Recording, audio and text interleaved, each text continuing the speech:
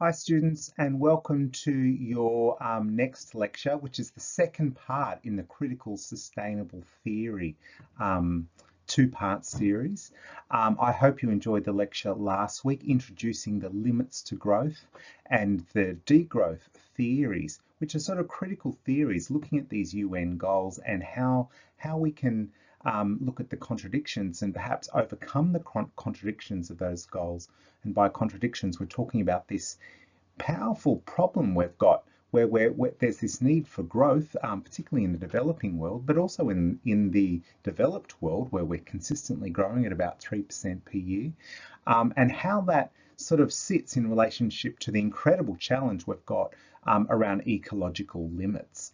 How do we have more growth when we're already facing such serious ecological limits? This is really the question at the centre of that critical literature.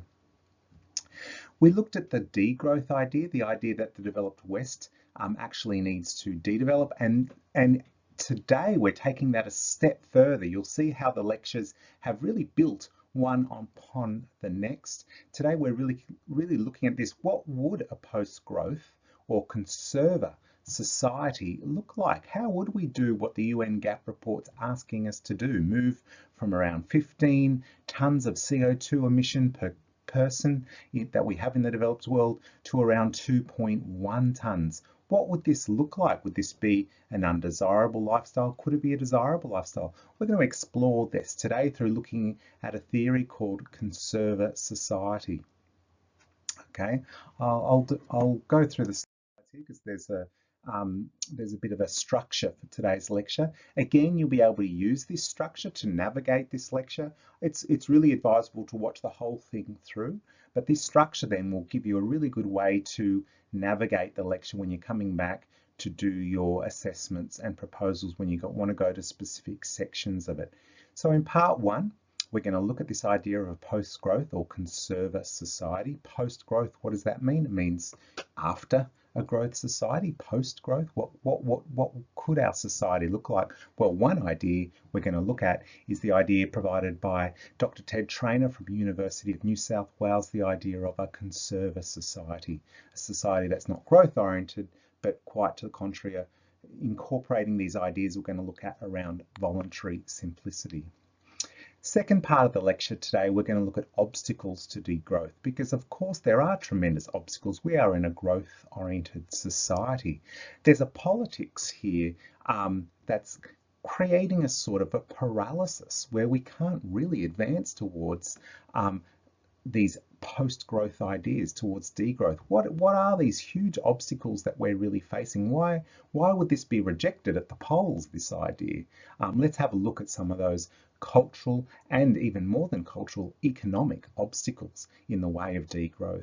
Part three, we're looking at a new foundation for degrowth. So if we can acknowledge that these politics of paralysis that are stopping us developing this way, is there a new idea around the way we relate to land? We're going to look at that. We're going to make sense of that. There's a new foundation we can create. We're going to look at things such as urban commons and how they provide a very different sort of economic and cultural foundation for degrowth, as opposed to what we have now, which is mainly private land rental and mortgage options, which bring people into primarily consumer culture. We're going to look at that question. In part four, we're going to look at an actual concept that's trying to bring to life these theories, okay? We're going to explore a new way forward through looking at urban commons and how they're attempting to help us navigate this shift. So they're the four parts of the lecture today. They're all going to be really relevant as part of the second part of this critical approach to sustainability and how we deal with these contradictions at the heart of the UN goals. One being providing a way of life that everyone could live with. That's a very important social goal, but that social goal is currently married to growth. We know that. And so the contradiction becomes growth versus sustainability, economic growth, sustainability. How do we hold these two things together? Well, the UN has said we largely do that through efficiencies and greening. You looked at this paper by Jason Hickel and others suggesting that That's a very optimistic, in fact, it's not really backed by the science, that idea that we could continue to grow even in developed countries like Australia and simply shift over to renewables. It's a very problematic presumption, and in fact the UN itself is now saying not really the go. It's encouraging a degrowth in itself, isn't it, with this UN GAP report goals of 2.1 lifestyles, 2.1 tons of carbon lifestyles that it's promoting by 2030. So there's an element of degrowth being promoted by the UN itself, isn't there? Way of a really so just by way of a recap, we looked at limits to growth, didn't we, last week? The idea that, you know, only 1/5 of us succeeding in this developed model, we've brought our major life support systems to sort of the brink, not just our biosphere and climate, but also our oceans, you know, our fresh water, our soils. So many of our major ecological systems are in trouble, aren't they, because of this growth-oriented developed world lifestyle. The idea that the other 4/5 of the world could get on board is very problematic, even when you factor in more renewable and decarbonised approaches to development. Of course, carbon in the biosphere is only one component of the problem. If we're going to have this incredibly consumer-based culture, things like disposable society and so on are still a major problem beyond things like carbon, even if you could manage a decarbonisation through things like solar and wind. So this is the limits to growth thesis. I hope you had a look at the video that the Club of Rome study produced with Dennis Meadows, the lead researcher, a very powerful bit of research that's had many books and many ideas developed from it since. Their predictions have been pretty bang on about reaching these limits to growth. I hope you've had a really good investigation of that theory through the resources we've provided and a bit of research of your own.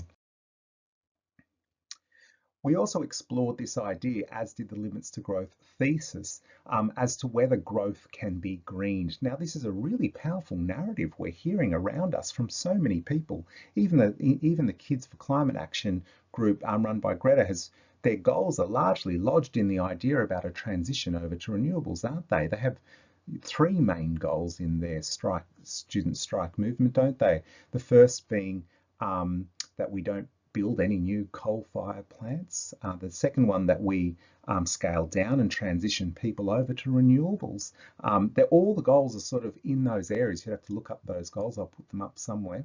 But they're all about this transition to renewables, and that brings us to this big assumption: can we simply shift over renewables and have a, you know, chug along merrily with this consumer based lifestyle for not only those who have been successful in it so far, those of us in the developed world, but also for those coming on board in China and India, these massive populations coming on board?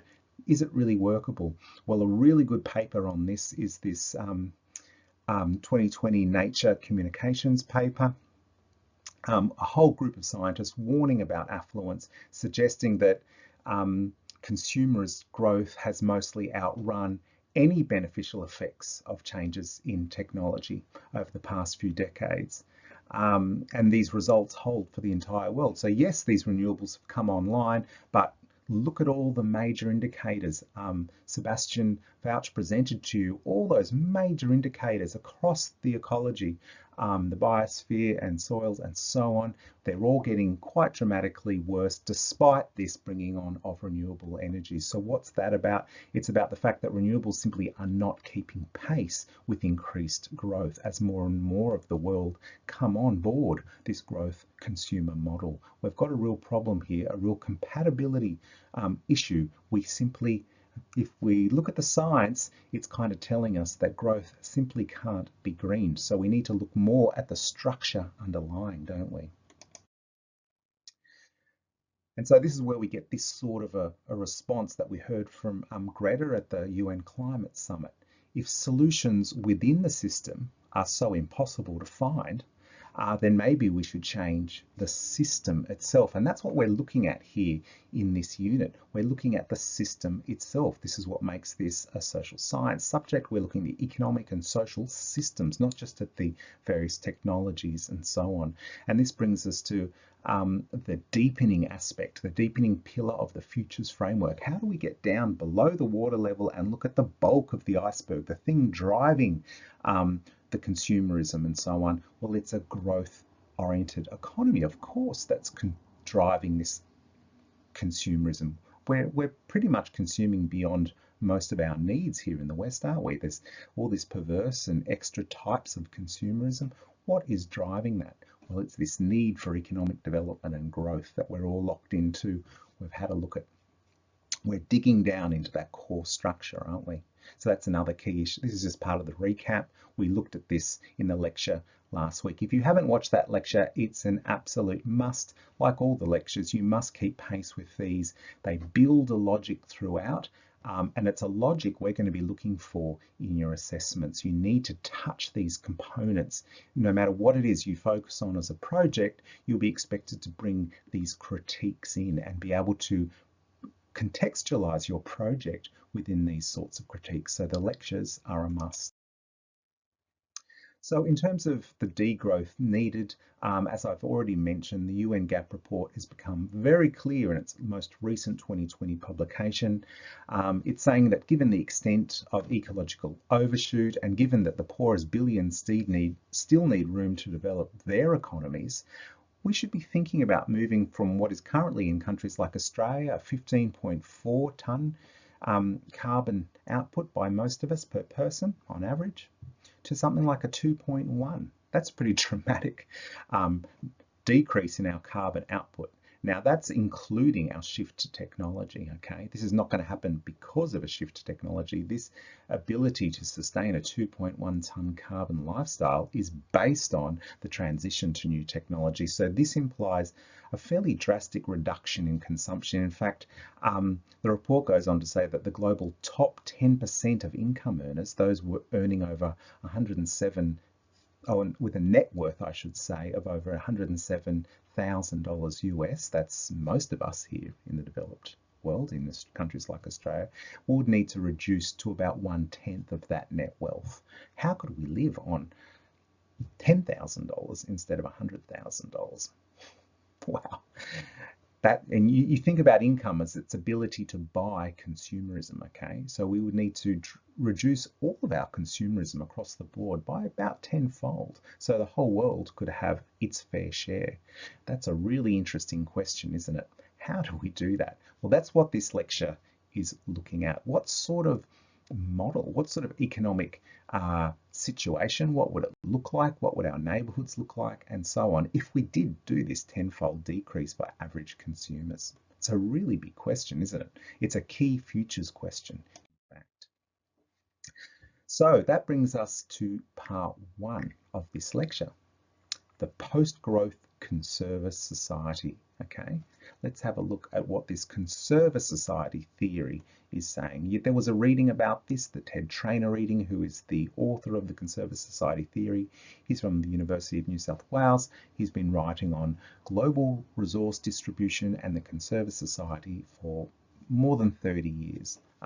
He's a very world-renowned global resource expert. So we get this voluntary simplicity idea. Now, this is all contextualized, isn't it, within the UN definition of sustainable development. The idea that sustainable development is development that meets the needs of the present. So there's the key challenge. There's 7.8 billion of us. We need a lifestyle and a form of development that meets all of those needs. That's the key sustainability question. But it must do this without compromising the ability of future generations to meet their needs. Now, this is a really classic, simple definition here, and I think it's very, it's pretty comprehensive. It's got social justice. Meeting everybody's needs is a key social justice issue, and it's got ecology and living within ecological limits by talking about leaving a planet for future generations. Okay, it's very human-centered.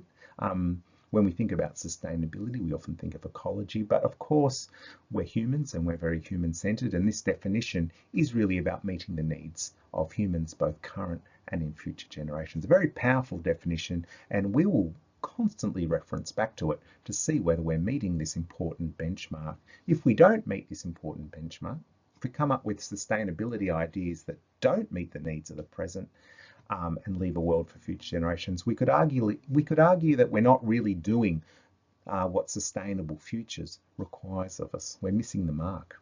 And this is a really important question. Things like electric cars, for instance, miss the mark, don't they? If it's true that 7.8 billion people simply couldn't have an electric car, it would be the end of the planet if 7.8 billion people tried to have an electric car. We have to rethink the idea of electric cars. Maybe a community could have access to an electric car, but the way we're accessing them here in the West is just simply not viable. And this is a big problem with the way we think about sustainability here in the West. We tend to think about it in terms of the Western lens. We tend to think about it in terms of what would sustainability look like if we could just keep our lifestyle and shift to making it work? Well, maybe our lifestyle can't be shifted to make it work. This is the limits to growth analysis, isn't it? That even if you green our cars, so-called green them by making them electric and those electric cars running on solar, the infrastructure for roads and cars and the generation of that power through things like solar panels alone would be too destructive of our ecology. So we start to have to think about not just renewables, but our actual lifestyle and what it would look like. So we need to take that Western lens off and think about this definition. What sort of development for the whole world? I'm going to keep coming back to that reference point because, of course, that's a really important aspect of sustainable futures. We can no longer think in national terms. We must think in global terms. Issues like climate change, our oceans, our soils, these are global issues. They are not national issues. Well, at least broadly, they're global issues, and we need to be cooperative with other nations. I mean, there's going to be some national responses, isn't there? But they have to be lodged, those national responses, in global. All right, we're having a look now at Ted Trainor's idea of the Conserver Society. So at the essence of this idea is the idea that we would move from 15 tonnes per capita of carbon emissions to 2.1. And that's including our use of green tech. Okay. So what a challenge. Wow. What a huge reduction in consumption and production. So the question then becomes, what would such a lifestyle look like? There's lots of fears that might come up for you. How much modern access would it give you?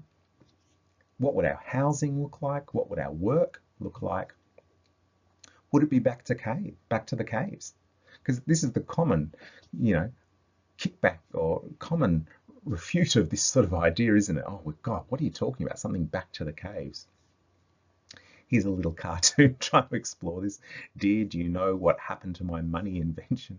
Are we talking about losing capitalism, losing all that idea that's come with capitalism, like money? So what would this lifestyle look like? Would it be back to the caves? Let's have a look at what academics like Ted Trainor and the Simplicity Institute and Samuel Alexander, others from the Simplicity Institute, talk about when they're talking about a. Okay, to begin this conversation about the Conserver Society, we're going to look at four key parts of this theory of Conserver Society. The first is voluntary simplicity, which we're going to talk to. Second is this idea that it would need to be urban as opposed to rural, which kind of flies in the face a little bit of what's gone on in the eco-village movement and so on, which have often been on the fringe of urban centres or even rural.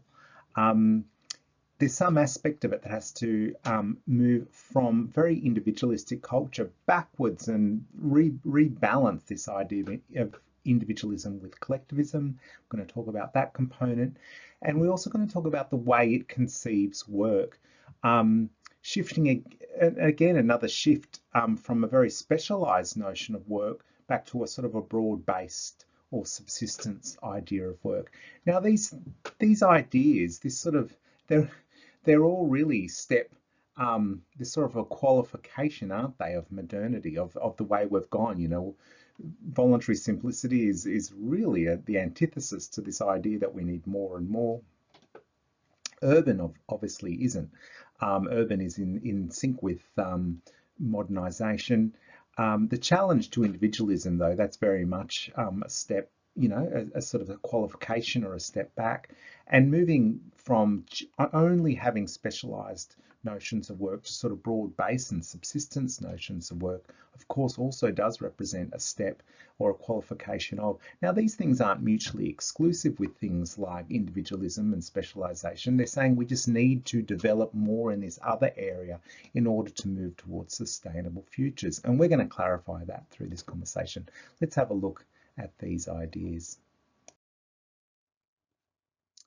So we're first going to look at this idea of voluntary simplicity, okay? Because this is really at the core of the Conserver Society idea. And of course, we've already covered the ground for this. We know that our first world lifestyle, we've zeroed down into it. One could well argue it's the single biggest cause of the structural problems we're facing, both social justice issues and environmental sustainability issues. The way about 1.2 billion of us are living is causing incredible social justice issues across the world in terms of resource grabbing and wars, resource conflicts, and so on.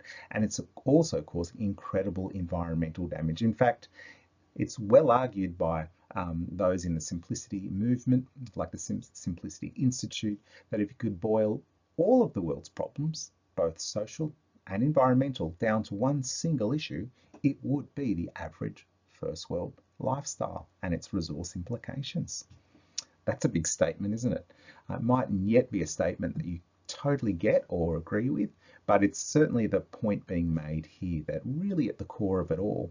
And when you start looking at the bigger figures that are coming out of new reports like the UN GAP report and Oxfam's report, as well as the Global Wealth Report, we start putting this puzzle together. It's those of us in the top 10% earning with a net wealth of around $107,000. A net wealth, remember, most Australians have that net wealth, most of us, that's producing 50% of the world's global carbon. That we are part of that 10%, producing such huge amounts of carbon. And then, of course, it's got incredible implications across a whole bunch of other environmental impacts too. So it becomes clear that this wealthy lifestyle, this first world lifestyle, is a big issue that we need to deal with if we're going to reverse the trend of ecological overshoot. It's a really serious and central issue for society. So this idea of voluntary simplicity, I said it's at the heart of the Conserver Society idea. Of course, voluntary, a simple life would have to be at the heart of it, wouldn't it? What are we talking about when we talk about voluntary simplicity? Well, we're talking about a way of life that really rejects the higher consumption lifestyle or consumer culture lifestyle. And we often call this voluntary simplicity idea the simple life, or sometimes you may have heard it referred to as downshifting. That's talked about very broadly. I mean, a lot of people downshift later in life. They might go from a larger to a smaller house and maybe go from 2 to 1 cars. That's called downshifting, but this is downshifting even more than that. This idea arises from the recognition that ordinary Western lifestyle consumption habits are degrading the planet, as we've been discussing in the limits to growth analysis, and that they're unethical in a world of great human need, and that the meaning of life does not and cannot consist of the consumption and accumulation of more and more things. You've probably heard that idea before. It should be noted that voluntary simplicity does not mean poverty, or it doesn't even mean indiscriminately renouncing all material things or advantages of science and technology. That's not what it means. It's not some puritanical idea where you just live really simply. That's not what it is. It's really about living within ecological limits, okay, which is a global idea. How could everybody have a lifestyle within ecological limits? What would it look like?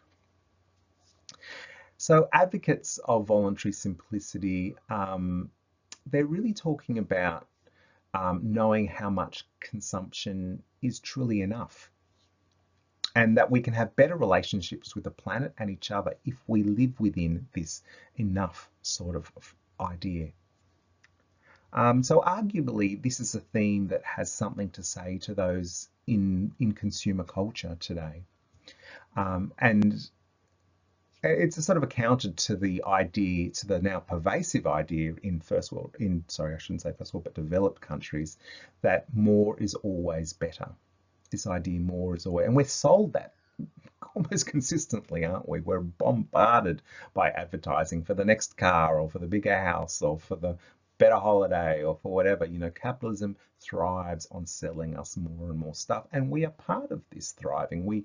If we work in these industries, we become the perpetuators of this more and more. And of course, we become perpetuators of it because we must work. Why must we work? Well, we've got to pay the rent and the mortgage, and we're going to talk about that. That's one of the obstacles. So the notion of living simply, of course, is not new. The virtues of material restraint have been integral to so many old theology or ancient wisdoms, from Confucius to Buddhist teachings, Jesus's teachings, Muhammad's teachings. St. Francis, of course, was a great advocate of non-materialism. The Quakers, the European Bohemians were big advocates. Tolstoy, Gandhi, you might have heard the voluntary simplicity Gandhi ideas, and many of the indigenous people around the world have talked about this theme really clearly, that we need to interact with material world in a way that's enough, because we all need to eat and be housed and have things that we need, but too much is a problem. It causes many, many problems for who we are as a community and for the ecology of the planet. The idea of sustainability really is an ancient idea. Many Indigenous people in countries like Australia knew very well what the ecological limits of certain things were and would move on from certain areas for that very reason, to allow things to regenerate. So this key idea is really living in a balance with each other and the environment. There have been numerous attempts at voluntary simplicity, and you might have been part of some of these attempts. Things like the Reclaim the Streets with Bikes. Have you been part of that? Where people say, no, look, this car culture has become way too toxic, and it's not people focused, it's not ecology focused, and there's been big movements around people getting on their bikes and taking back the streets. The vegan movement at the moment, you might be part of that. That's another simplicity, saying, you know, the production of meat is incredibly intensive, like we talked about in the lecture. And I gave you a really good bit of research on that with a graph that I provided and a reference for that graph, that, you know, the intense amounts of land and water required for meat eating would require us to think again about that as a dietary option. Not necessarily meaning that everyone has to go vegan, but certainly questioning the way we consume meat now. This is the no-fly that Greta's involved in down the bottom here, comes from Scandinavian countries, where Sweden in particular, where there's a flight shame movement, recognizing the huge and inordinate amounts of carbon involved in air travel, car travel, as you know, as related to the bikes we're talking about, the community gardens movement, which talk about food and local production of food, the Save Electricity, Sustainability Street, which we have in Western Sydney, which is looking at you know, more local and more collaborative ways of doing various things and reducing energy. That's council-run sustainability. So there's been many, many voluntary simplicity. You might know of other ones. They're very, very interesting movements, and they're all part of this movement away, aren't they, from our dependence on consumer culture.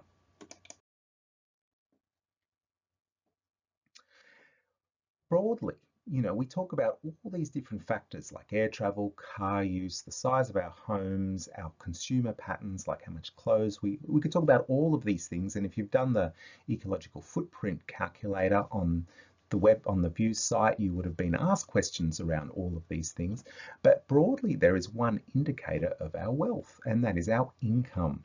And so the Global Wealth Report used this one indicator. It basically said anyone with a income with a net worth of over, I think it was whether it was $107,000 or $109,000 US, was in this top 10%. in this top 10% of consumers. In this graph, it's showing that this top 10% uses 52% of the produces 52% of the carbon globally. So you saw this slide last week, but again, it's going to this key lifestyle point and this connection between income and consumption.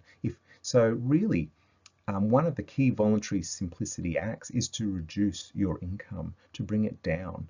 Because of course, if your income's low, things like your travel and your consumption of goods and so on is automatically going to be reduced. It's a crude indicator, but it's a pretty good basic indicator of consumption is income. So we can talk about it as the single indicator of consumption is net wealth.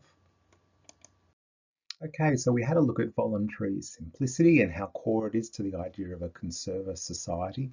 The second component we're going to look at in terms of a conserver society is the idea of an urban focus.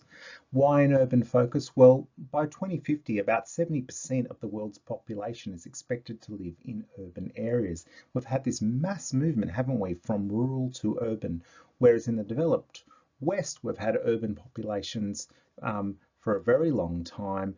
We're seeing in more than 50% of Asia is now urban, and by 2035, urbanization in Africa will reach 50% as well. So we're seeing this movement to urban living, and this is kind of necessarily so as people want access to more modern lifestyles. If we're going to do this sustainably, of course, it has to have an important relationship to density and population density. Can we give people access to things like public transport? Here you've got on the graph an example in Melbourne where, of course, the closer people are to things like a train terminal, the more they will then use the train. And so this is related to density, urban development.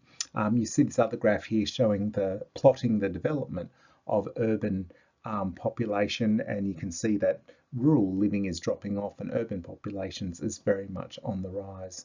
More than 80% of global GDP is generated now in cities. Cities consume more than 2/3 of global energy consumption and account for more than 70% of greenhouse gas emissions.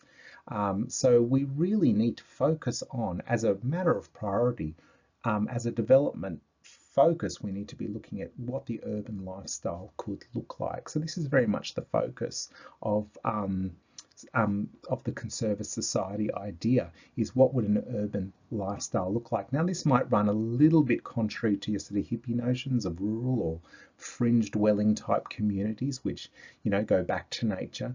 But actually, the challenge is much more urban than that. When, of course, there'll be a whole variety of lifestyles forever. But if we were to talk about in terms of sustainable development, that form of development that could work for 7.8 billion people now, it's of course an urban idea. Another really important factor to consider here is that nearly 1 billion urban poor live in sort of informal settlements in sort of urban slums, and they're looking for opportunities in urban development in Asia and in Africa. And so we need a development model that's going to very much incorporate these really huge populations. What could that look like? It would be an urban focus, obviously. A third component we would really want to look at in terms of conserver society, we've looked at the idea of voluntary simplicity as the first idea. We've looked secondly at the idea of it needing to be an urban form of development to accommodate huge populations, 7.8 billion of us now, and potentially up to 10 billion by 2050. The third element we're looking at here is the issue of individualism versus more sort of collective approaches to development. One of the big aspects of Western modernity has been an increasing individualism, hasn't it? We've moved to forever. We had the idea of the nuclear family, which is a very sort of new construct in terms of development. It's only a couple of 100 years old, where a family would live in its four walls and be relatively independent economic unit. This you start to think about this. How much consumption does that involve? It involves pretty much owning everything within the four walls, doesn't it? From the vacuum cleaner to the whippersnapper to the house itself. It's a very individualistic idea. Here on the map, you see where individualism is the red parts. It's really in the developed West where we've seen individualism become, and only recently become, a very rampant form of development. It's a real big focus of development.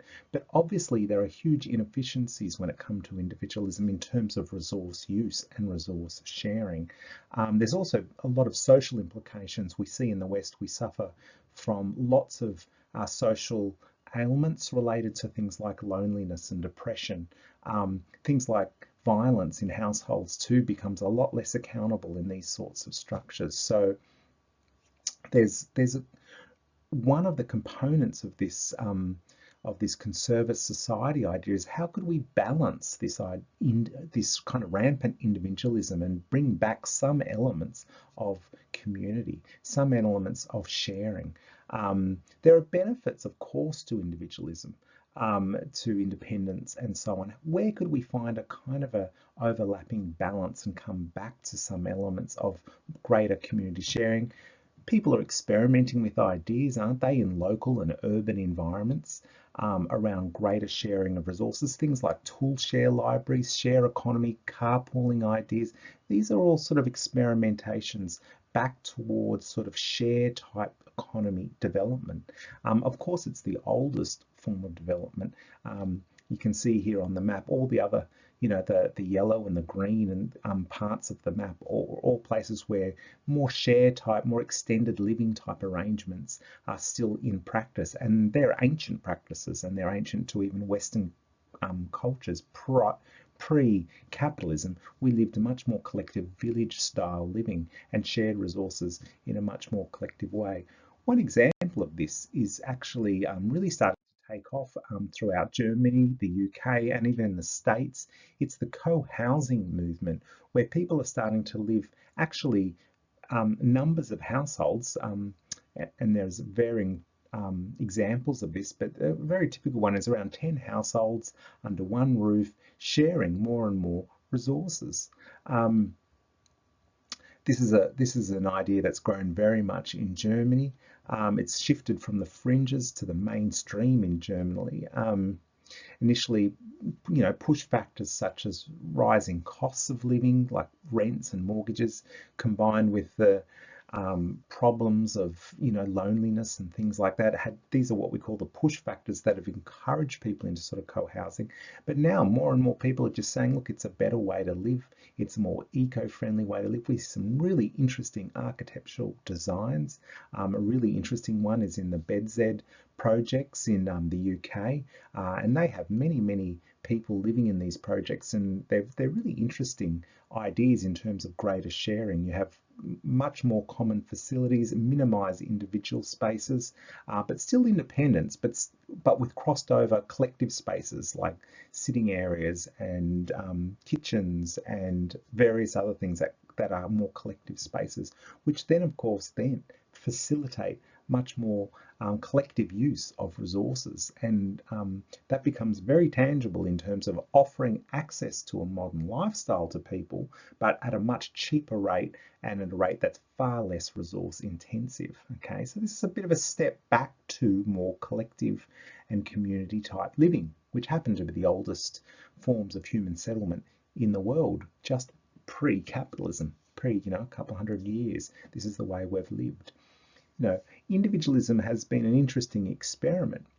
Socially, though, we've really run into some problems with individualism. We know loneliness is quite rampant in our society. Things like mental health and drug use are a direct result of that loneliness. And we also know that ecologically, the pressure that puts on individualistic resource consumption is enormous. So this third component, can we move back to more collective ideas, the idea of share economy being one of these key ideas here too? I've got a quote here from Irene Bowman, not a relative of mine, but an architect and a professor of sustainable urbanism at the University of Sheffield. She says here that the sharing economy is one of the biggest transformational ideas that offer an alternative to the market-led economy. Things like co-housing and other sharing models are redefining how we can live with a smaller eco footprint and a greater sense of well-being. This is I've provided actually an article in this week's content from The Guardian, really talking about the growing and expansion of this type of co-housing idea through the UK, through Germany, and through the States. So a really interesting idea here that we could certainly explore more. How could we take this step back towards maybe more sharing, more collectivity away from individualism? We can make powerful inroads in terms of reducing carbon emission and ecological footprint generally if we stop this rampant individualism, owning everything ourselves. Okay, so the final area I wanted to make just mention of in terms of the Conserver Society is this idea related to the nature of our work. Just as individualism has been a really growing phenomenon for Western development, and just as consumerism has, and as opposed to simplicity, so too has the nature of work. We've gotten increasingly specialised, haven't we? You're asked to perform one key task really well, and you're paid, and then you buy your access to a range of other tasks. Now, this defies our human economic history in a way, in that we historically have been a lot more broad-based in our work, haven't we? We've been involved in things like our food production and our housing in the past. It's a return to some broad-based employment, and this is not mutually exclusive of the benefits we do get from specialised labour, and we do get tremendous benefits. People who are high-tech and can develop things like computers and specialised medicine and so on. There are benefits to specialisation, that goes without saying. But for the broad populations, could there be a re-emergence, a sort of a renaissance of a sort of a broad-based type skill development where people get back involved in things like their housing, their food production, even things like their energy production and so on? Could this be part of a job? Well, we see here on the map, this is a very old and widespread form of work. It's only these blue regions we see in Australia and North America largely, and in Europe, Western Europe primarily, where we see, specialisation of labour has really sidelined this more subsistence type of labour. So what is this subsistence type of labour? Well, Tony Ward, a writer in subsistence field, talks about it as people who grow what they eat, build their own houses, and live without regularly making purchases in the marketplace. So this idea that you are sort of living in relationship to your community around you, the land you're on, you're growing food, you're involved in the construction of housing and things like that. What could that look like in a Western context? We have seen ideas like this develop in the Western context. Could we revisit this idea where locality and economy is brought back to neighbourhoods for some workers, of course not for everyone, and that this type of economy could live in relationship to a more market and more centralised type economy, to recognise that there are at least these two modes of economic citizenship, specialisation, that's paid work on private housing, and this idea, this ancient economic idea of people collaborating on more common types of land arrangements for their food and housing and many, many other type needs. In fact, whole modern urban share economies can evolve, as we're starting to see in the urban commons movement. We could have this alternative economic space which is far less market reliant and far more sort of subsistence based. So this is the fourth component of what we might talk about in the Conserver Society. So by way of a summary, if we were to develop a bit of a transition list, we would talk about this voluntary simplicity idea, moving from around 15 tonnes per person, as we are now in the developed West, to around 2.1 tonnes of carbon emissions per person. So that's a big commitment to voluntary simplicity, and that incorporates the use of renewable technology. It would be an urban model to accommodate the 7.8 billion of us we currently have on the planet and the potential 10 billion by 2050. We would qualify individualism and start thinking about more collective ways of development to give us all access to modern opportunities. For instance, washing machines and so on. Might we have more collective type laundry situations that are connected to our own homes, and tool share arrangements, and even the ability to share certain facilities in kitchens and so on. Well, the co-housing movement's giving us a real insight into this, which is starting to really take off in the mainstream in Germany, the States and the UK. And this moves on to this one, from centralised and specialised to more local and broad-based work and skill development. Could we bring back a lot of the sort of subsistence skills that we had in our economic heritage, and could some work be involved in this more urban type of commoning? As a whole, we're talking about a balance of market and subsistence type of living. A form of development that's not entirely driven by profit or market forces, and not dependent on growth. It'd mostly be small, highly self-sufficient and collaborative, more cooperative as opposed to competitive, more collectivist, and less materialistic. And where ideas of community and creativity and things like this bring satisfaction beyond meeting many of our material needs. So this is the idea of the conserver economy. It's got these key components you see listed here. Of course, these could be developed a lot more, and they are developed in various literatures. The Simplicity Institute, Dr. Ted Trainer, good sources for looking at the benefits of these components of the Conserver Society.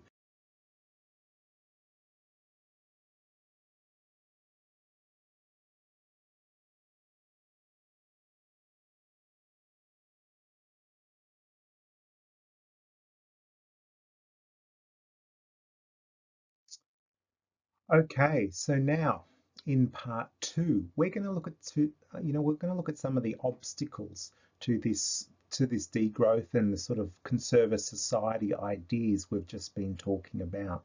While the science of degrowth and Conserver Society might really stack up, it might make a lot of sense, as the UN has said, to aim for these 2.1 carbon lifestyles.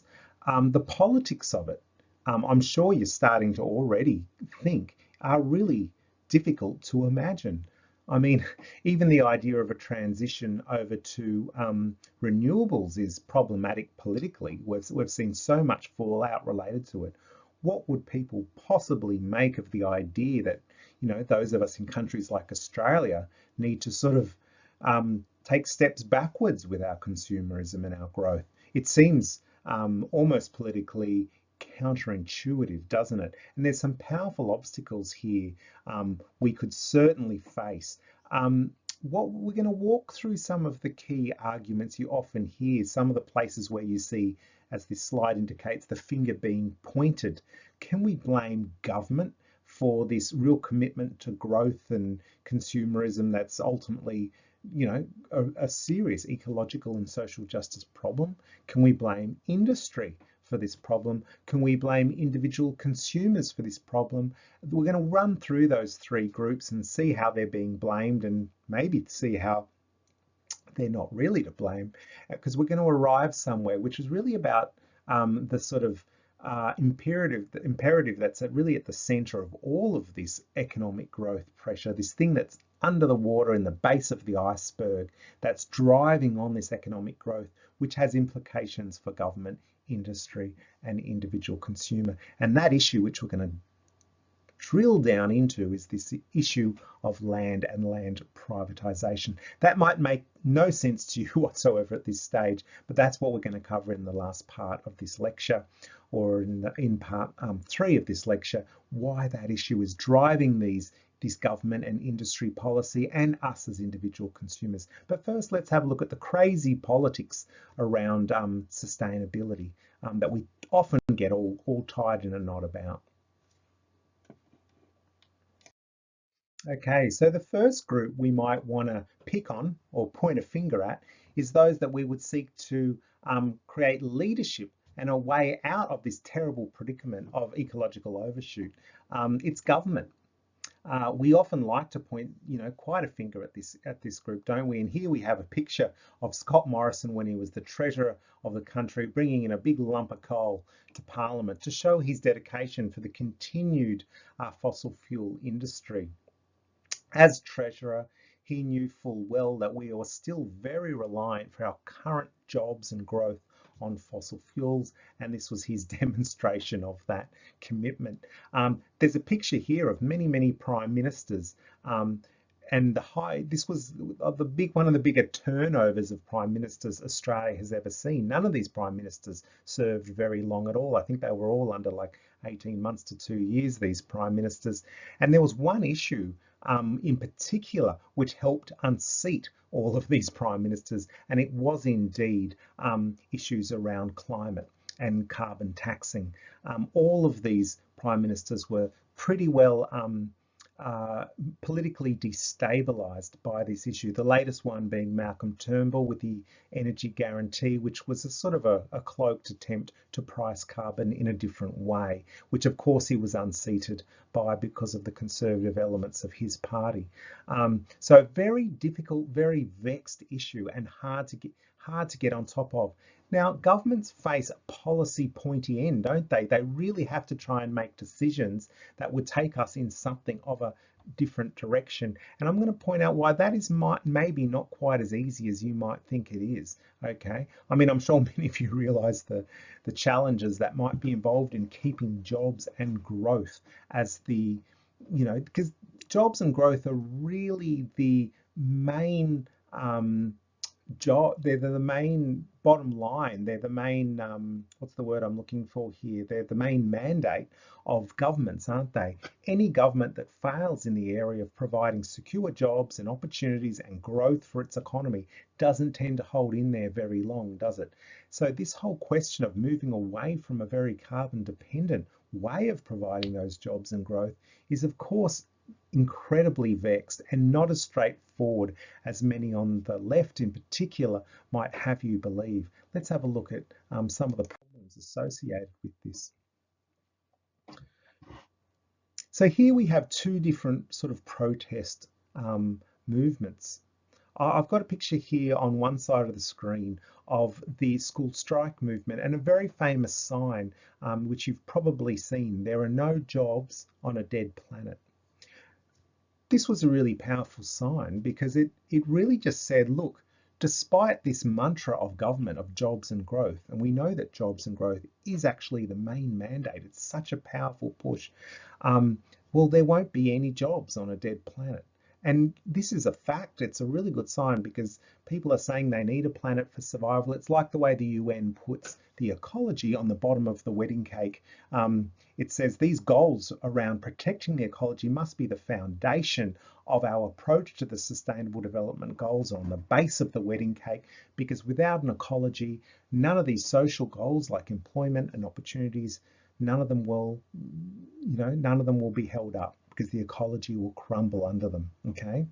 But this other protest movement, which is far more immediate for government, given that their mantra is jobs and growth and they're voted in or they lose on the basis of the ability, is the demand the electorate, of course, has for jobs and job security. Now, there's no escaping this incredible imperative, not by these people either. Is an existential threat like climate change even put aside when people's jobs are at risk? Of course it is. And much more immediate threat at this moment is, of course, people's ability to pay their bills, primarily their rent and mortgage, because the other bills like their car bills and food bills really come as a secondary element to that. You must maintain those things, particularly cars and clothes and stuff, to keep that job so you can pay for that land cost, which is something we're going to come to eventually. So this is really two powerful movements, really in a bit of a tussle, isn't it? The left response to this tussle, of course, is that we can simply green the jobs. We can move over to greener jobs. And here's a really big policy initiative related to that from the Greens that talks about green tourism, about the 64,000 jobs that we have here in Australia tied up in the tourist industry, which is a big argument they ran in relation to protecting the Great Barrier Reef from Adani, because Adani was happening alongside the Barrier Reef and there were spillovers from reservoirs from Adani and so on that are threatening the Great Barrier Reef and so on, and the projected development of Adani could threaten the Great Barrier Reef. And also, of course, the coal being burnt and climate change is killing the coral. What argument do they run here? That we need to protect these jobs. We've got a sign up here in the corner saying, "Dear tourists, Great Barrier Reef destroyed by coal." You know, so we're saying we've lost this industry. There is, however, a terrible irony at work here when you consider that the tourist industry itself is seriously carbon dependent. And when I say seriously, there are pretty good arguments to say that it is comparable and maybe even worse than the coal industry. Now, that is a really controversial statement. Why do I say it? Well, air travel to go to the Great Barrier Reef or any kind of tourism to the Barrier Reef is really a luxury, isn't it? It's a form of affluence, only available to a very small proportion of the world's people. You compare that to even burning coal, which, you know, Adani coal is mostly destined for India, where regions are only just coming on with power now, so they're wanting to turn the lights on. You're talking about servicing a much poorer and more essential need population with Adani, as opposed to what the Greens are talking about here, tourism, which is really in service of the most affluent people in the world, tourists. So we would call that type of carbon use a perverse form of carbon use, because it's not about essentials for survival. It's really about real affluence, things like tourism. So the Greens have really perhaps not got it really right here. There's a real problem with what they're suggesting could happen as an alternative to these coal jobs. Tourism, you know, are we making the situation even worse? So what we have here is what I've called a politics of paralysis, meaning it's a terrible politics between the so-called left and the so-called right, and it's causing this terrible paralysis and this sort of loggerhead type situation. We saw a really good example of this just prior to the last federal election, when Bob Brown led a group of Greens up to regional Queensland to protest against Adani. Now, the towns which you see in this picture here had a really, of course, negative reaction to these Greens coming up and protesting against what they saw were their future jobs. These are towns that have had mining as really important jobs, and they don't see anything else in the pipeline. Now, the political mistake I would suggest is not only that the Greens were suggesting green jobs in things like tourism as an alternative to these coal jobs, and that even that they were talking about things like renewable jobs in solar and so on, which we've already looked at as problematic in themselves, but also the fact that these jobs are manufacturing jobs primarily for things like solar panels and windmills that China is doing quite a lot cheaper than we're able to do here. So there's some problem with the pragmatism of their policy, but there's a much deeper problem too. The lifestyles of many of those of us in the left, and I would include myself amongst those, has an energy carbon footprint that is equal to and in many instances higher than many of these people in regional towns. And this is not just the fact that we're flying and doing things like that. It's also who we work for, not where these folks might work for coal. A job in something like education, like I'm in, has huge carbon implications in itself. For instance, you would have seen in COVID that the university has lost around half of its funding. Why has it lost all that funding? Because we've lost international students. So we've lost these students who are flying in and flying out regularly to attend our universities here. Of course, this is very carbon dependent. Not only that, but a lot of the university system, like the HEC system, is in fact funded by government, which gets its main revenue from things like tourism, forestry, mining, mineral exploitation, and so on. So really, the idea that the left would target coal jobs in these regional towns and point a really big finger at at these communities presents something of a hypocrisy and a problem. It's politically very divisive and problematic, and of course there's been a huge pushback from these regional towns against the left because of this feeling of threat. And you really are tapping into a feeling of threat. These are the jobs that these people are holding on to in terms of their ability to survive their next rent and mortgage payments, which of course is far more immediate than the existential threat posed by something like climate change. So we've got a real politics problem here, which I'd like to explore more with you. It's a political paralysis, I would call it. There's an example in the Trudeau government. This government came into power into much fanfare in 2015 because it had made a real commitment to the climate emergency. One of the first governments, there was really hope. Yet it's now recognised that its climate policy is one of extreme failure, so much so that its position was recently labelled shameful by climate activist Greta Thunberg.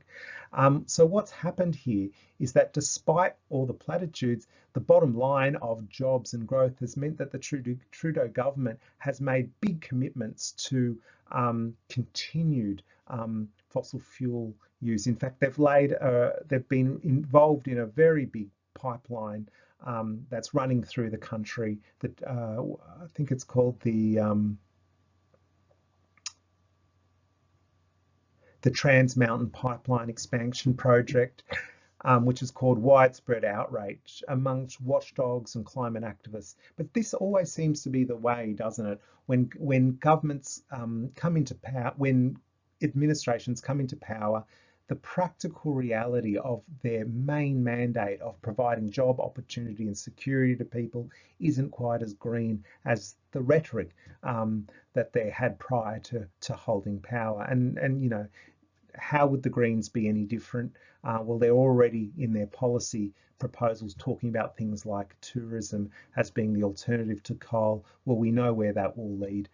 It's one of the worst forms of affluence and the worst perverse forms of carbon use.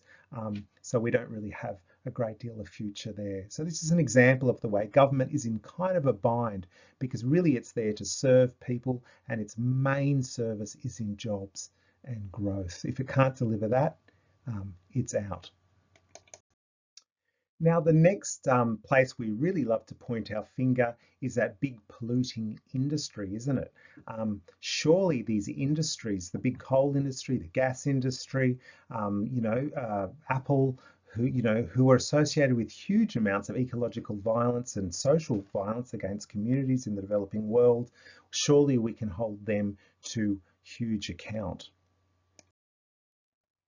However, it must be acknowledged how entwined we are in these industries. All of us, we work for these industries. In many instances, we run these industries. While there are few very big industries, you put all the smaller industries together, of which we are often CEOs and high-level management workers and so on, the accumulation of all those industries and their impacts is actually very large. We, of course, shop from these industries. We invest in these industries through our super and our savings, so we depend on these industries. We benefit from the tax dollar from these industries. We wouldn't have much of the infrastructure we have in a country like this without the taxation of forestry and tourism and mining and minerals and all of these big industries. So we are quite entwined in these industries, and this brings us to a bit of an issue that's similar to government in a way.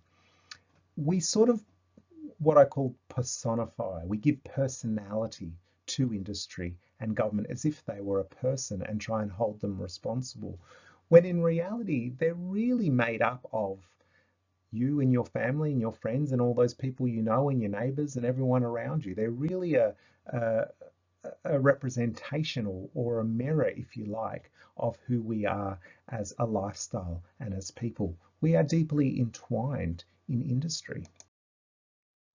A really good example of this is seen in air travel. It's a big noise has been made about the growing carbon emissions of this industry, which is going higher and higher as more and more people travel. Of course, there's been a dip because of COVID, but it's been, much more part of people's lifestyle to fly.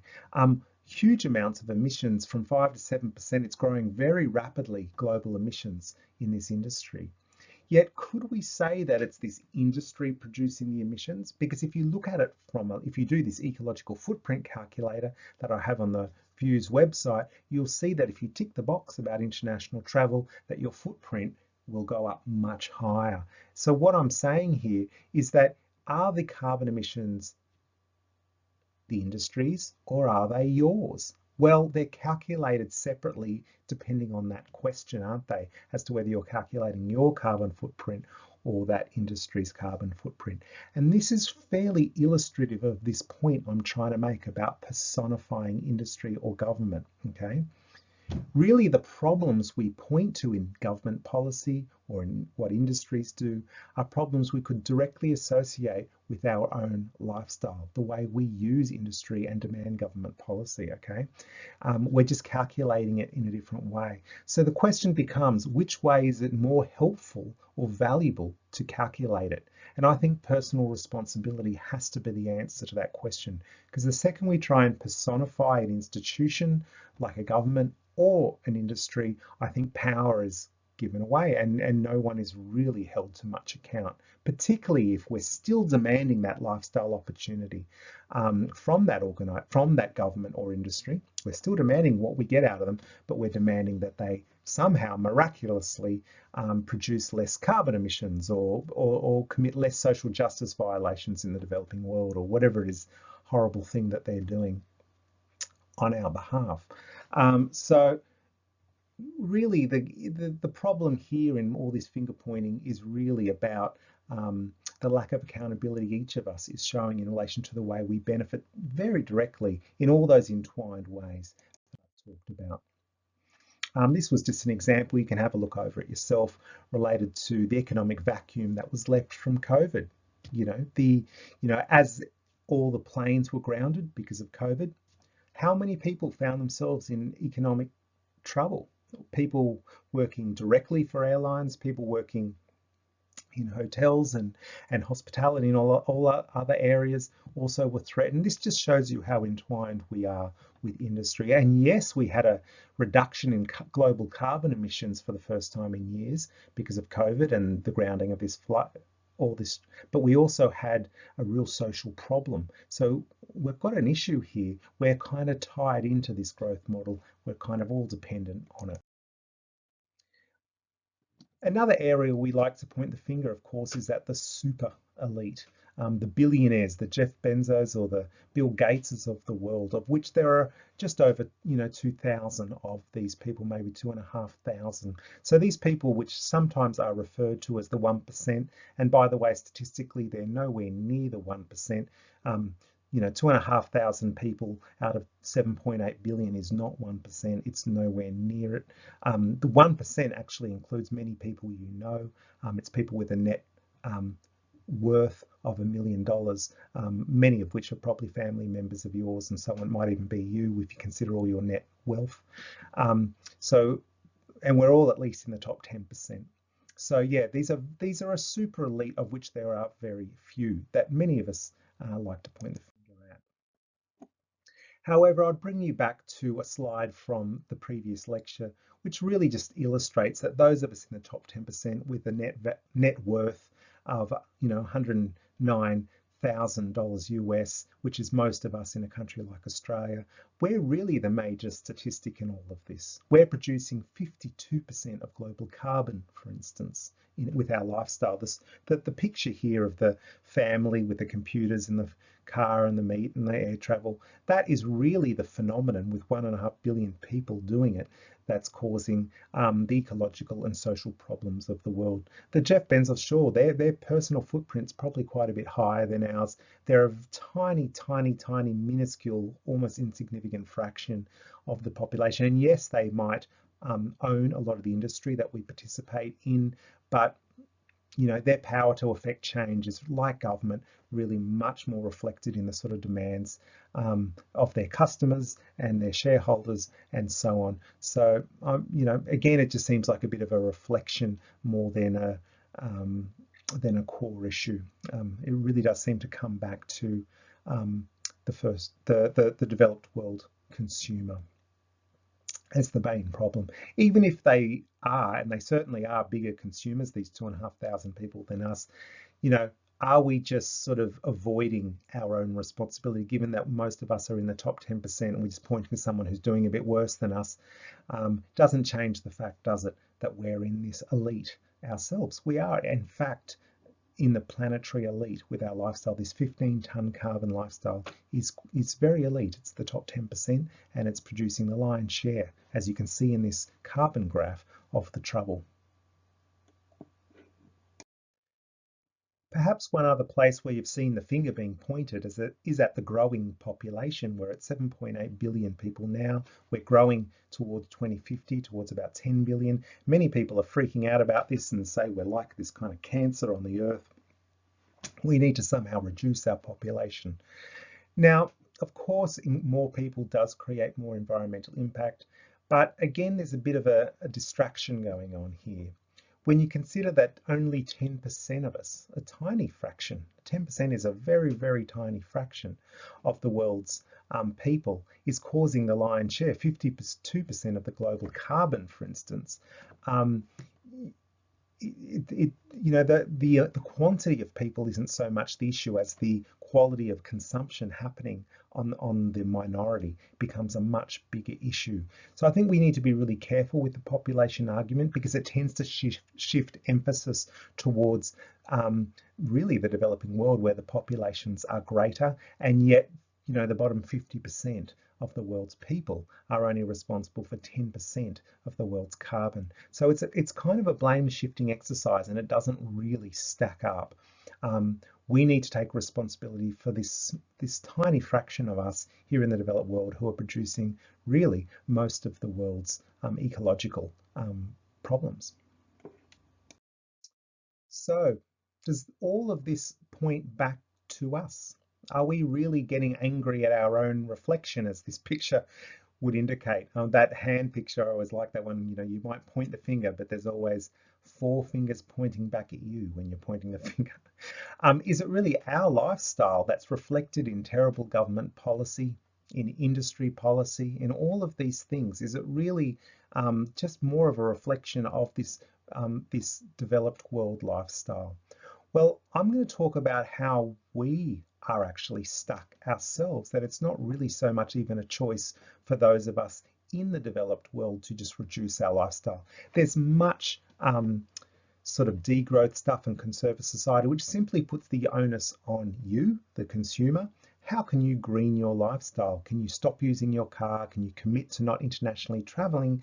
Can you just have one meatless Monday, or at least cut down meat as much as you can out of your diet? And can you try and reduce your carbon footprint as much as possible? Now, I'm all for that and I encourage it, but really, how far can you go? Are you structurally still stuck in this consumer lifestyle, even if you do try all these things? Well, there is one thing that does really fundamentally trap you, and we're going to explore that now in this next section. Okay, folks. For this part of the lecture, I'm really encouraging you to at least have read the small 4-minute article in the readings list for this week, the land issue article. Okay, that will really help you understand this lecture. It's also really important to have a go at the longer reading for this week. Okay, it really digs down into the history and heritage of this issue and how it plays a fundamental or foundational role in tying us all into the growth model. And when we're talking about this, we're going back to this deepening analysis, aren't we? We're looking at the structural obstacle that's kind of tying us all into market capitalism. So here's the issue. Is it really just a choice to stop consuming? Can we just simply choose, as many groups imply? I've put a link in the week's content to this sort of Jump Up or whatever it's called link, which encourages you to make sort of 6 commitments to reducing travel and to eating less meat and to things like this. Can we simply make a decision to move over to a lower consumption lifestyle, or is there something structurally holding us in place? And we're going to explore the idea that capitalism's very first privatisation, which was land privatisation, is the ball and chain holding us in place in terms of market growth. Okay, so this first slide goes back to a slide we've had earlier. Greta here is saying if solutions within the system are so impossible to find, then maybe we should change the system itself. So we do need to dig deeper and look at these structural elements to question the system itself. Of course, we have Ban Ki-moon here, which has a sentiment echoed by the current UN General Secretary. The Secretary General, I should say. Over time, this model of growth is a recipe for national disaster. It's a global suicide pact. He's saying, you know, we simply can't continue with this growth-oriented model. So how then do we do what Greta says and look for a change of the system itself? Well, that's what this part of the lecture is exploring, and please do those readings. It'll help you understand this component. So we're digging down, we're trying to look at the, you know, what's at the foundation of this system. Okay, what lies beneath is the real question. Okay, so to understand what we're getting at this part of the lecture, it's very helpful to go back to where we started, both in capitalism and in this unit. Remember we talked about the emergence of capitalism, and the very first thing that happened were these land enclosures. There were commons in Europe, and these were enclosed and privatized. This is something that Marx called primitive or original accumulation. It's where capitalists first took possession of the means of production or land. Okay. Prior to this, there was a different type of economy where people were on commons, so they didn't have to buy or rent their land. They were just on a common. And their work wasn't in paid work. Their work was in local collaborative subsistence type of development. Different economy. That economy is local collaboration on common land or shared land, whereas our economy is paid work on private land. This is really the core idea of capitalism, is land privatization, which then privatizes labour. So once landless, these commoners were forced to sell their labour to survive. This was the creation of what Marx called the proletariat. Proletariat literally means that you're landless with only your labour to sell. Okay. So primitive accumulation was, and still is, accomplished through quite a bit of destructive violence and war. I mean, colonization after the land enclosures spread throughout the world, didn't it? And through military force, they took possession of indigenous commons throughout the world. They enclosed them. And then, of course, all those indigenous people as well had to then become the working class, had to sell their labour in order to survive. There's a bit of an overview of this in the paper mentioned here.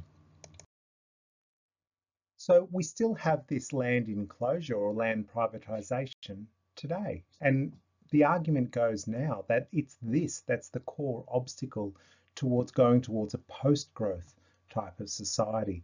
The fact is that you and I both, unless you've managed to inherit some land or something like that, are forced into either a mortgage or a rent. This is a lifelong debt, mortgage coming from the Latin debt till death, mort, death.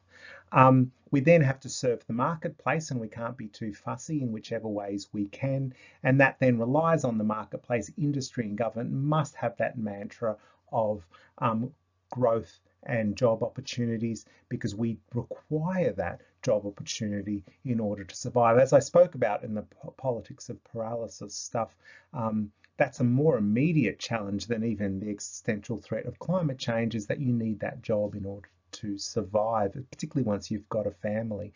You must have that market opportunity. So really at the core, at the foundation of this idea is this land privatisation. In the paper for this week, which you must read, what's said here is that The paralysis in degrowth transition, meaning the reason we can't have a degrowth transition, stems from the growth imperatives of the dominant political economic order of global capitalism, particularly relating to land, whereby ordinary people are expected to lead the transition but are essentially locked into market participation to buy or rent housing and keep a roof over their head. So even those who are aware for the need for degrowth, how do they really participate in it when they too require the jobs in order to survive and pay? This is a structural, powerful structural impediment to a transition, even for those who would like to choose it towards degrowth. So this all began with the enclosure of commons in Europe. This was between the 15th and all the way up to actually the 18th century in Europe. These enclosures happened. This was actually the first colonization. Not many people talk about this, but the first colonization didn't happen from European powers traveling through the world. The first colonization happened within Europe itself. This little old English anonymous poem comes from this time. They hang the man and they flog the woman that steal the goose from the common, but they let the greater villain loose that steals the common from the goose. So land, this is the idea that land, I mean, it's not a product of anybody, is it? No one made the land, no market, no state made the land. So who gave anyone the right to enclose it and kick the commoners off? Many of who were on ancient indigenous land. These were the indigenous peoples of Europe who were continuing ancient and indigenous land common tradition through common law. George Orwell wrote that in the case of the enclosure of the common lands, which was going on from the 16th to 1850s, the land grabbers did not even have the excuse of being foreign conquerors, like those who came to Australia. They were quite frankly taking the heritage of their own countrymen, upon no sort of pretext except that they had the power to do so. So these were the feudal and merchant lords who did the first enclosures, the common. And actually these were one of the worst times in Europeans' history in terms of starvation and all sorts of problems and riots. There were incredible peasant riots of the time. And these merchant and feudal lords would often surround villages with whole armies and starve the whole village in order to enclose these commons. This first colonization of Europe then of course spread throughout the world through European colonization. And of course when the Europeans came to Australia, there really was this commons heritage. Indigenous tribes were here on lands that weren't privatized. There were tribal regions, of course, and nations within this country. But you know, their work was really local and collaborative, and it was on the idea of shared land and common use of land. Adam Smith, who wrote The Wealth of Nations, who's accredited with really one of the founding fathers of capitalism, of course knew about this land issue. And he talked about land enclosure or this idea of what's called primitive accumulation as a gentler process than Marx did, who Marx talked about it as a terrible time of exploitation. But even Adam Smith knew of the potential problems associated with land ownership. He says here that as soon as the land of any country has all become private property, the landlords, like all other men, love to reap where they never sowed and demand a rent even for its natural produce. So he's saying that there's a danger here where all land is owned, that you get a landed class, which of course has its heritage in feudal Europe, where people who owned the land didn't even have to work. They just exploited laborers in terms of giving them access to land. Yeah, so of course you see this land idea as a key idea in most of the political and economic thinking, particularly of the 18th and 19th century. Here we have Prideaux, the famous anarchist thinker, with his slogan, "Property is theft." This key idea that if you privatize nature, you're really taking away people's freedom. You're in fact enslaving people. Property is theft. Marx and Engels' famous Communist Manifesto said the theory of communists may be summed up in a single sentence: abolition of private property. They saw this issue as so core, so at the foundation of any economic system is the way that it allows land to be used. And in capitalism, of course, it's privatized and people then have to work for the system to gain their access to that land. The famous economist thinker from the States, how can a man be said to have a country where he has no right to a square inch of soil? Sorry about the sexist language here, this was the 19th century. Where he has nothing but his hands and urged by starvation must bid against his fellow for the privilege of using them. So here again, this idea of alienation from land with only your labour to sell, the idea of the proletariat. Are we still the proletariat today? Interesting fact here, did you know monopoly was actually created by a woman named Lizzie Magie, who was a Quaker, and she actually invented it to show the problems of land privatisation, that eventually it monopolises wealth. Of course, if you put land or nature in the hands of people, you create power over others, which is unworkable. Tolstoy, solving the land question means the solving of all social questions. Possession of land by people who do not use it is immoral, just like the possession of slaves. So, of course, the United Nations, in its Declaration of Human Rights, has sort of enshrined the idea of privatised land. It states that everyone has the right to own property alone as well in association with others. And it also states as a basic human right that everyone has the right to work, to free choice of employment, to just and favourable conditions of work, and to protect against unemployment. So these are Articles 17 and 23 of the Universal Declaration of Human Rights. What it's doing is institutionalising capitalism effectively. Land privatisation and paid work are being institutionalised in this idea. But is there a deeper idea which is more true to the widespread and longest heritage of human economic ideas, the idea of land commons and local collaboration? And do we have an inherent right to life? And if we do have an inherent right to life, do we have an inherent right to the things nature provides to sustain life, land, air, water, community, things not produced by the market or the state for that matter? This is a recent study of Australian class by Atkins, Cooper and Connings. It really talks about Australian class coming down to land and land ownership. This is the key marker of what class we might sit in our society. A very interesting study if you wish to have a look at it, looking at the relationship between land ownership and class. So effectively, all of us are born into a situation where we must find market opportunity. Why must we find market opportunity? Because we either have to rent or have to try and buy, which is increasingly beyond the reach of us, land for our housing and for our security. If we had access to land, we might have a different path available to us, which was much more local and much more subsistence based. We might choose to interact with markets for things that we ourselves wouldn't be able to produce, but we would have a basis for economic development that wasn't essentially locking us into the market.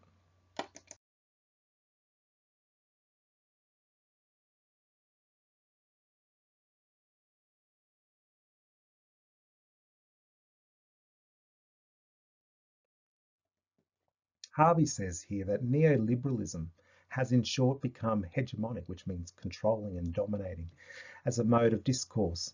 It has pervasive effects on ways of thought to the point where it has become incorporated into the common sense way many of us interpret, live in, and understand the world. Is it common sense that you just need a job and that other people need a job?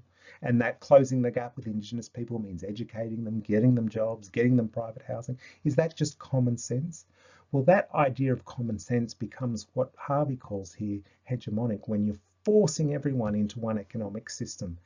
Well, particularly if that economic system is taking us off an ecological cliff. It's what we might call one-eyed development. And that, the idea that market development is synonymous with progress. And we see this even with NGOs and the UN in the developing world.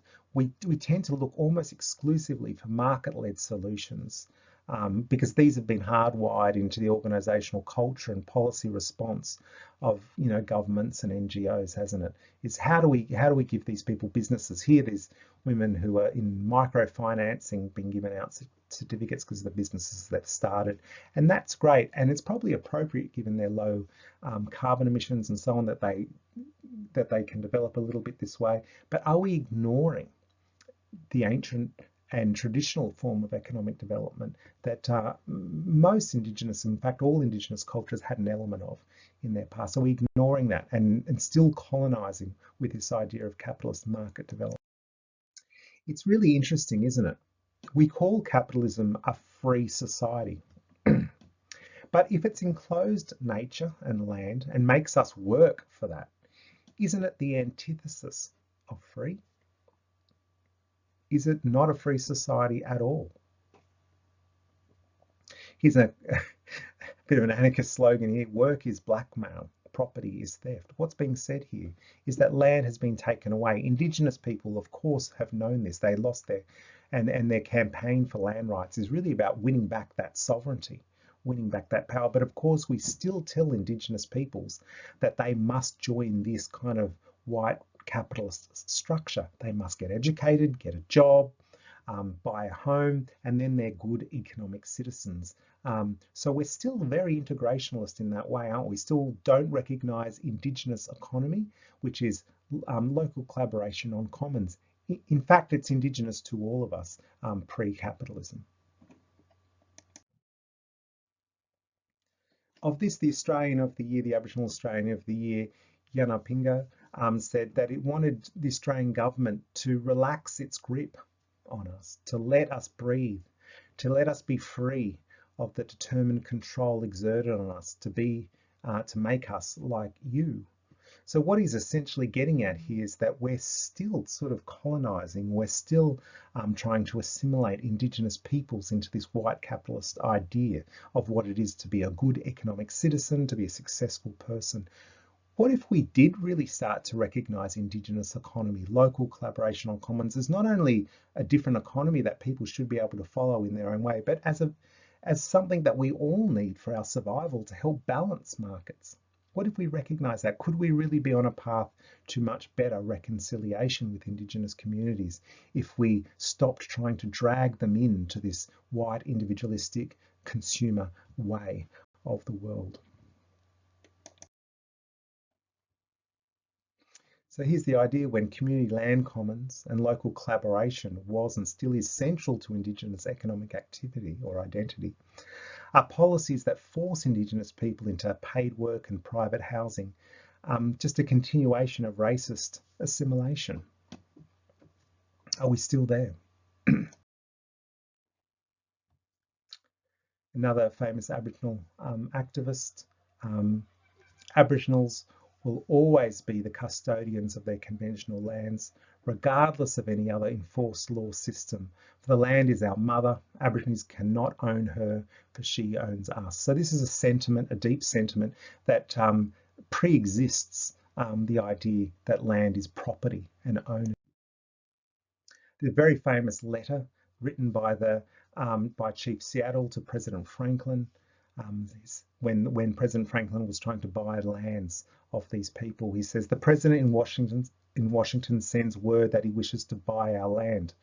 But how do you buy or sell the land? The idea is strange to us. If we do not own the freshness of the air and the sparkle of the water, how can you buy them?" The idea that land, like all of nature, is not really a product to be owned. Of course, we've had an Indigenous land rights movement here. We're only now just waking up to the ecological sense of this sort of movement. We also saw other types of land right movements, such as the Martin Place Tent City right to housing movement. There's incredible, of course, social justice issues around land privatisation. The idea that you'd be locked out of something as basic to your survival as land produced by nature because you can't afford to pay for it is a core human rights issue, of course, that many organisations are starting to pick up. This tent city movement was a really profound protest, if you like, around that idea. There's, of course, other global movements. This is the Alliance in India around land rights. And this is New Guinea Land is Life movement, which is very much about resisting the corporate and government attempts to take away Indigenous access to land common. This is a Global Land Rights Now movement, also talking about similar things. So this brings us to the crux of this issue. There are at least these two modes of economic sort of operation or citizenship. There's the one we all know now, we've normalised, private land and paid work. And this is very growth dependent, isn't it? Because it means we all need the jobs, we must perpetuate this system. That role we play with industry, with government, becomes to perpetuate that whole model. All of us are doing it. But there's this alternative structure, the idea of commons and local collaboration. Do we need something of this alternative economic structure to help balance our dependence on growth? And here's the key question.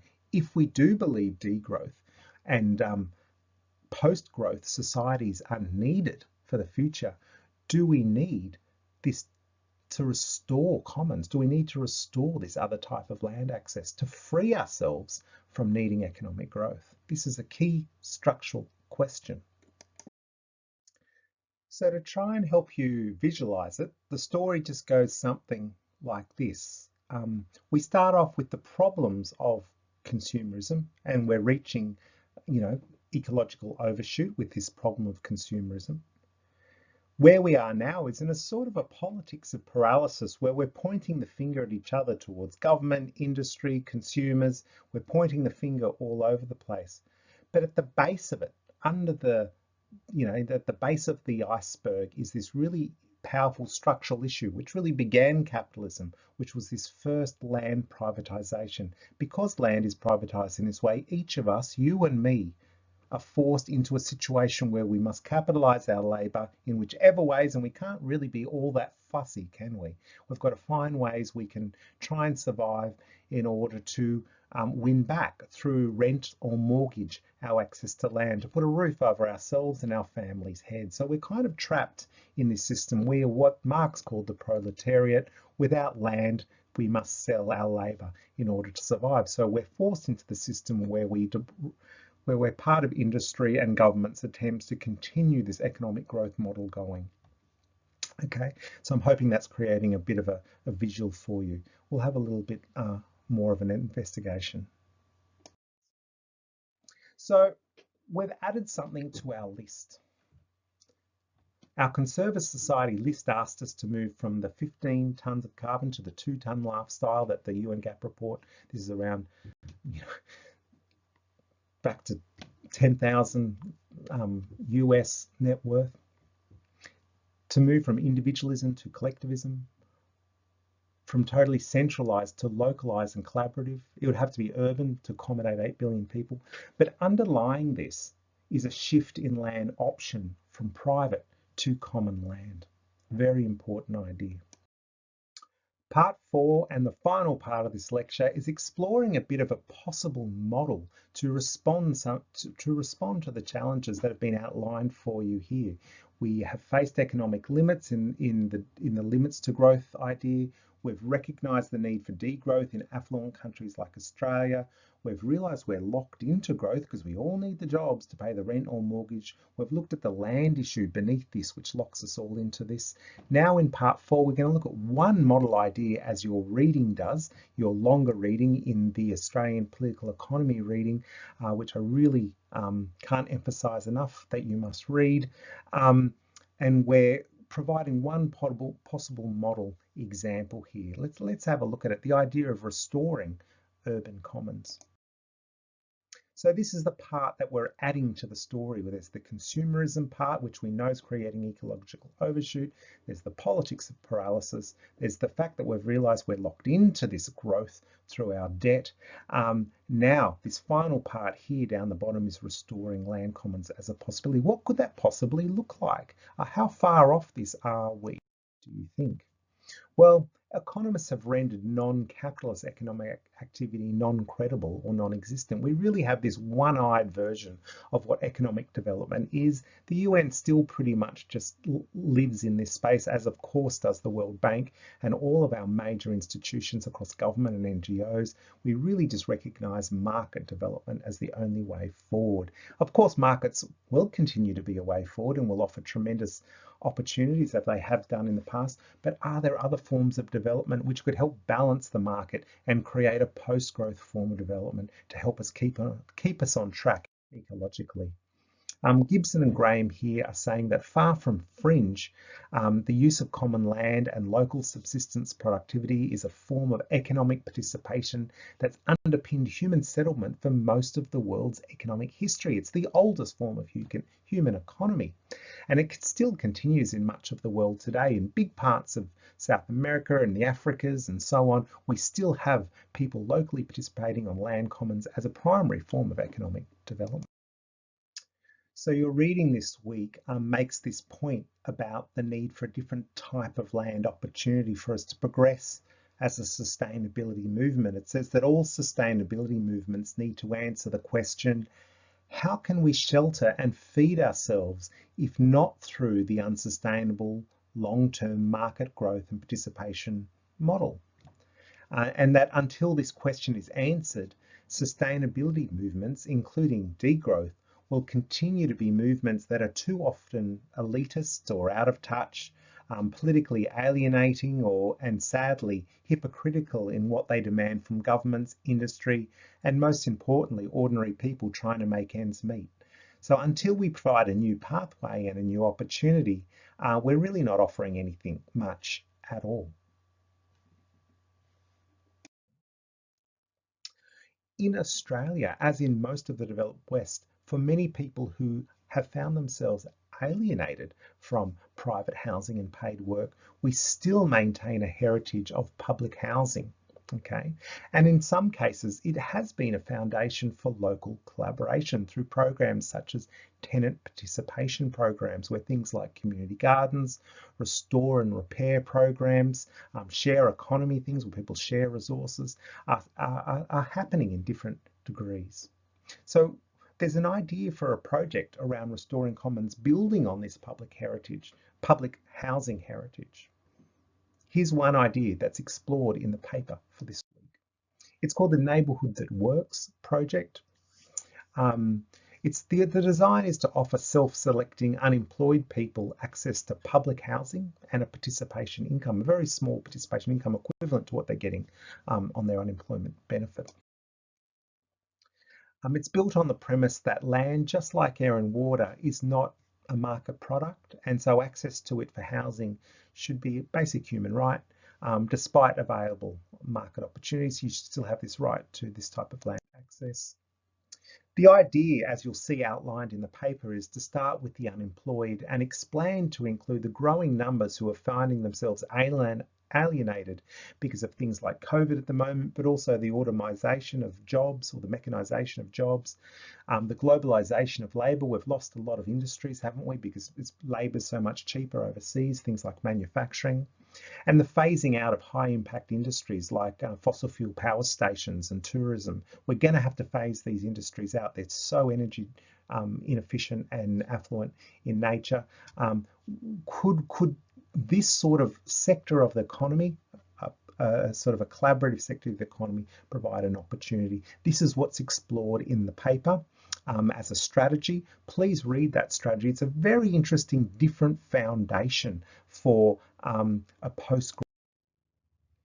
Okay, so as the Journal of Political Economy paper outlines it, your main reading for this week outlines the project.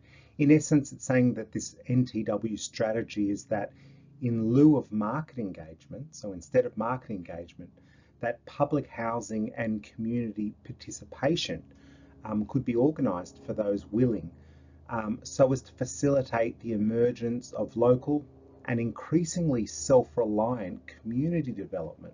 This would be a form of participation that was pretty consistent with pre-market commons, and it would start to meet all the elements of that checklist we have for a conserver type economy. Let's have a look at how it responds to those, key points from the Conserver Society checklist. So remember, we wanted to move from 15 tonnes of carbon to 2 tonnes as a lifestyle, and that involved a fairly dramatic tenfold decrease in net wealth. Well, it just so happens that people who are unemployed have incomes that is around a tenfold decrease in net wealth. It's in that ballpark. So the amount of money they have coming in and the sort of participation income they would have to supplement what they, of course, can't do in their local communities would be fairly small, and it would be fairly, in terms of global carbon justice, they're in the ballpark. There's some figures that have been done on that in the paper. In terms of this moving from very individualistic approach to a more collectivist approach, there are aspects of the cooperation in this project that certainly take the members in that direction. The minimising of private spaces, some collective spaces like tool share and other things, resource share, community gardens type projects that are collective and local are certainly heading in that direction. From totally centralised to local and collaborative, well, their work is essentially broad-based and involved in things like the building and design of their homes, the maintenance of their homes, food community gardens, repair and recycle programs, social programs. These are all the sorts of work that these people are involved in already in tenant participation programs, but this could be better framed for tenants in a project like the Neighbourhood That Works project. And it's of course an urban project, highly urban, in fairly high density housing, so could potentially be a model that's replicated in places all over the world where there's large population density. Now, in terms of this last key point that we've been looking at in the lecture, this shift in land options from private to opening up common land opportunities, well, these people are using the heritage of public housing, perhaps the last commons heritage we have here in the developed world, and seeking to reframe that public use of housing from a exclusively welfare context to starting to show how it could actually reclaim a form of economic validity in terms of how people operate. They not just dependent on the state paying for their housing and for their well-being, but these people start participating in a very different way and add something very different. A sort of a collaborative sector of the economy is added, and reframing that relationship to land, that the provision of land, for instance, isn't just given as a welfare idea, but it's recognized as basically a common good like air and water. It isn't really the product of the market or the state for that matter, so it's not really within the context of welfare. And if these people can start being involved in the construction of housing and in things like food generation, and they start providing services to the community in local cooperative ways, then perhaps it's not a welfare framing at all, but a new, quite viable, quite productive, collaborative sector of the economy that more and more people could start participating in as they desired and as the economic need demanded. Because we're seeing a future, aren't we, where lots of jobs are being threatened by numerous things, as the paper outlines. And as I've already mentioned in the lecture, things like the globalisation of labour, where a lot of labour is being lost overseas because of labour conditions. Things like the decarbonising of the economy and the recognition that we can't rely on these big fossil fuel dependent industries like mining and tourism, and many aspects of retail and so on too are very carbon dependent. Could a model like this provide job opportunities where that model hasn't? And also things like the mechanisation of labour. We're losing a lot of labour through mechanisation. They're saying over the next 5 years, there's studies saying that we could be losing up to 40% of the current jobs that we know through mechanisation. So could this sort of space provide a new opportunity? In a way, it's comparable to the discussion going on about the UBI, which is the Universal Basic Income, which is seeking to step into the place of a lot of these jobs. The argument goes that a lot of people should just be paid to exist because, jobs aren't available. Well, that's also very growth dependent, that idea that we should just provide this income. But if we can restore land as a basis for people's productivity and well-being, then actually this isn't this dependent type. It's not so much a UBI, but a UBI LA, universal basic land access, being restored as it has been through all of time, pre-capitalism, to a place where people can, make it a foundation for more cooperative and local forms of development. So it's in this way that this project seeks to try and respond to all these Conserver Society ideas. Far from radical, it makes the claim in the paper that all the key components to make this happen are pretty much there. They would simply need to be coordinated and set in place. And there's actually quite a bit of political will from both the left and the right that could be mustered for a project like this, because it's not a passive form of welfare. It's very active, it's very engaged, and there's people being alienated. It's better that they're involved in things like this. So very interesting project strategy idea. Have a look at it in the paper. I'd be very curious about your responses to it. Some of you might even wish to plug your project concept into exploring this idea and workshopping this idea with others. Maybe even doing some social media engagement around an idea like this. It's a really innovative concept, and it's still in its concept form, to try and respond to this list that we've developed together. All right, thank you very much.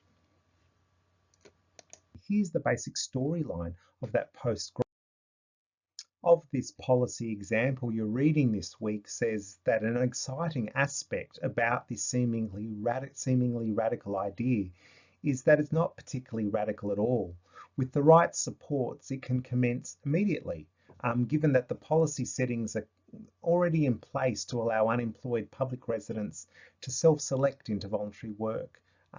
So he's saying the policy settings are basically there, and that such an opportunity, if it was properly supported, could show that access to land plus a participation income could help build new forms of genuinely sustainable development that exists beyond the market. So please have a read of this. It'll help you come to terms with what's being suggested. This is just a policy example. Of course, it's not the only example of urban commons, but it's trying to show you how close we might be to being able to provide such an alternative, and how this sort of alternative is actually really needed in the sort of economic vacuum we're starting to see because of a whole range of things. COVID has left a lot of quite an economic vacuum. There's people needing opportunities.